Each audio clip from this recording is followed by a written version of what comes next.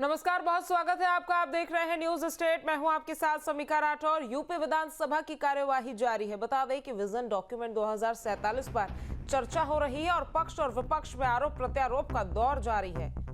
देखिए, यूपी विधानसभा की कार्यवाही जारी है और विजन डॉक्यूमेंट 2047 पर चर्चा हो रही है। नॉन स्टॉप 24 घंटे की ये कार्यवाही जारी है और पक्ष और विपक्ष में आरोप प्रत्यारोप का दौर भी देखने को मिल रहा है। उसी का परिणाम है गरीबों को आज बिना भेदभाव के योजनाओं का लाभ मिल रहा है। शौचालयों का निर्माण, गैस कनेक्शन, आयुष्मान कार्ड, बिजली, पानी, खाद्यान्न, किसानों को फ्री बिजली, किसान सम्मान निधि, मुख्यमंत्री सामूहिक विवाह के साथ साथ विभिन्न योजनाओं का लाभ आज मिल रहा है। सरकार ने पिछले 8 वर्ष में बेसिक शिक्षा से लेकर उच्च शिक्षा तक अनेकों कार्य किए हैं। माननीय अध्यक्ष जी, विजन 2047 के लिए विशेष रूप से ग्रामीण शिक्षा पर विशेष गुणवत्ता परक ध्यान देने की आवश्यकता है। स्वास्थ्य के क्षेत्र में हमारी सरकार ने अनेकों काम किए, लेकिन आज आवश्यकता है हम 2047 को लेकर, विजन को लेकर आगे बढ़ रहे हैं। ग्रामीण स्तर पर ही विश्व स्तरीय चिकित्सा सुविधाएं उपलब्ध हों, जिससे कि गांवों का पलायन रुके। माननीय अध्यक्ष जी, मैं आपके माध्यम से कहना चाहता हूं कि जिससे पिछले 8 वर्ष में बुनियादी सुविधाएं, सड़क, बिजली, पानी, परिवहन में क्रांतिकारी परिवर्तन लाने का कार्य हमारी सरकार ने किया है। इस पक्ष पर और कार्य करने की आवश्यकता है। योगी सरकार ने बिना भेदभाव के रोजगार के अवसर दिए हैं। एक जनपद एक उत्पाद के माध्यम से भी रोजगार उपलब्ध कराने का काम किया है। माननीय अध्यक्ष जी, 25 करोड़ के इस उत्तर प्रदेश में जनसंख्या नियंत्रण की बहुत आवश्यकता है। मैं आपके माध्यम से मांग करता हूं कि जनसंख्या नियंत्रण पर विचार किया जाए और विकसित उत्तर प्रदेश, विकसित राष्ट्र बनाने के लिए विकसित गांव के लिए भी विचार किया जाए। अंत में मैं अपने क्षेत्र का एक मांग जो महत्वपूर्ण है, दे दीजिएगा। 10 किलोमीटर बांध बन चुका है, शेरपुर से दड़गढ़ ठेठ तक, उसको पूरा कराने की मांग करता हूं। माने अधिष्ठाता आपने बोलने का अवसर दिया, बहुत बहुत धन्यवाद। भारत माता की जय। विधायक वीर विक्रम सिंह जी, प्रिंस।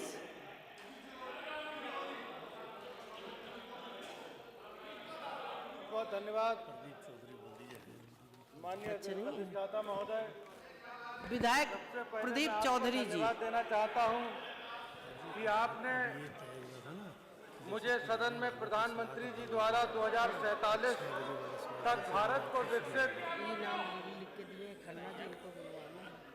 एवं आत्मनिर्भर राष्ट्र बनाने के संकल्प को मूर्त रूप देने से उत्तर प्रदेश को स्वयं आत्मनिर्भर एवं विकसित प्रदेश बनाने की कल्पना को चरितार्थ करने के एक हाथ बढ़ा लीजिए, सम्मान तो करने, हम बात कर ले।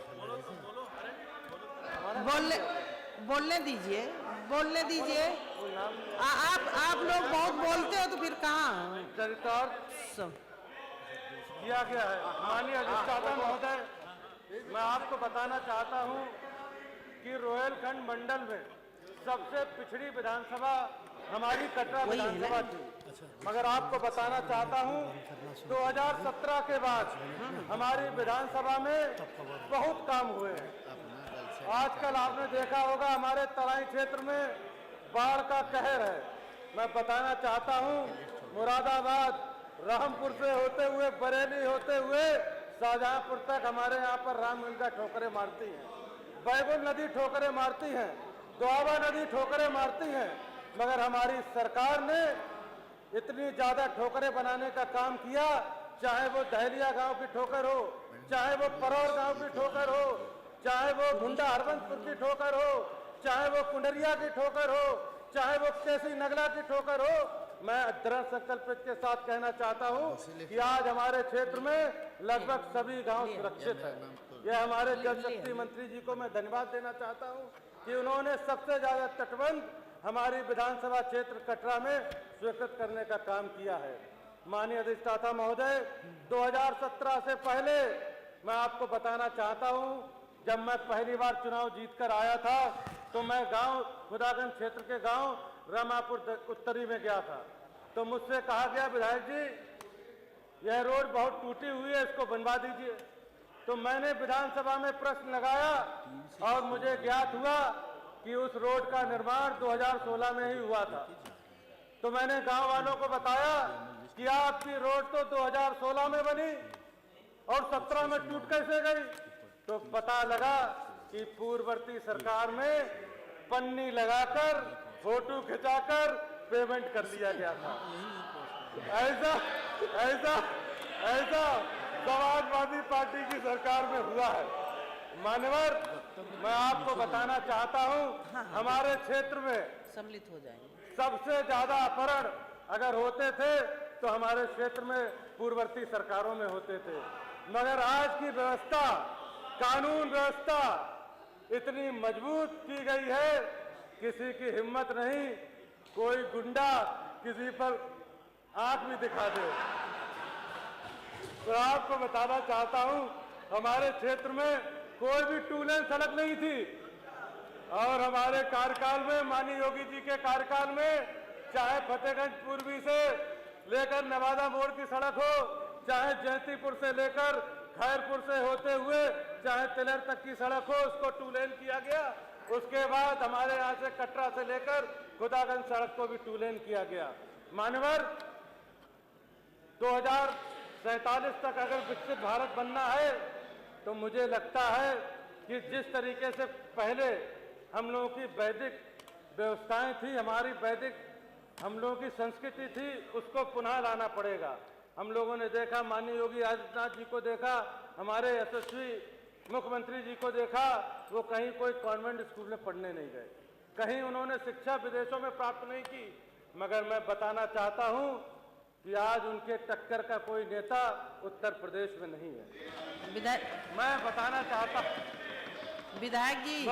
चाहता हूं कि अंग्रेजों ने हमारे देश पे आक्रमण किया, हमारी संस्कृति को तोड़ने का काम किया, मगर जो हमारी वैदिक संस्कृति थी वो इतनी ज्यादा मजबूत थी कि जब हम लोग टूटे, उन्होंने कॉन्वेंट यहाँ पर व्यवस्था लाई। मैं तो अनुरोध करता हूँ कि पुनः गांव को विकसित, जिस तरीके से पहले 1947 से पहले 25% हम लोगों का हिस्सा ट्रेड में होता था, उसी तरीके से अगर हम लोग गांव को मजबूत करेंगे तो आने वाले समय में ज्यादा से ज्यादा ट्रेड में हिस्सा हो जाएगा। धन्यवाद। मैं आपको बताना चाहता हूँ, लिख करके दे जिस दीजिएगा। तरीके धन्यवाद। 1 ट्रिलियन इकॉनमी हम लोगों को बनाना है। मुझे पूरी उम्मीद है कि 2047 से पहले माननीय योगी जी के होते हुए विधायक जी अब बढ़ इकॉनमी उससे पहले ही बन जाएगा।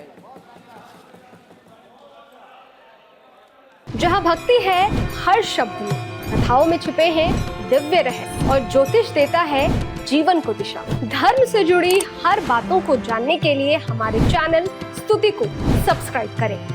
चैनल पर जाने के लिए इस लिंक पर क्लिक करें।